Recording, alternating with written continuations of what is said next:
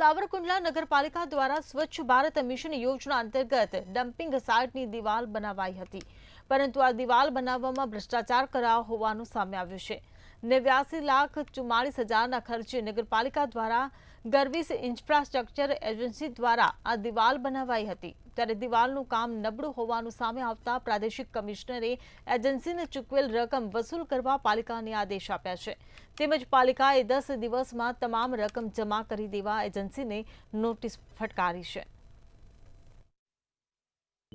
અમે પ્રાદેશિક commissioner Shri Bhavnagar, commissioner Shri Gandhinagar, મુખ્યમંત્રી શ્રી ગુજરાત રાજ્ય અને છેક વડાપ્રધાન શ્રી સુધી અવારનવાર રિમાઇન્ડર આપતી રજૂઆત અને ફરિયાદ કરેલ હતી, જે બાબતે પ્રાદેશિક કમિશનર શ્રી ભાવનગર દ્વારા આવકારદાયક પ્રમાણિકતાથી પગલું ભરવામાં આવેલ છે અને આ એજન્સીએ ₹89,44,000નું જે કામ કરેલ અને જે બિલ એને ચૂકવવામાં આવેલ તેની 100% રિકવરી કરવાનો આદેશ કરવામાં આવેલ છે। આપણે ગર્વિસ ઇન્ફ્રાસ્ટ્રક્ચર અમરેલીને 5/3/22ના રોજ વર્ક ઓર્ડર આપવામાં આવે, જે કામ માટે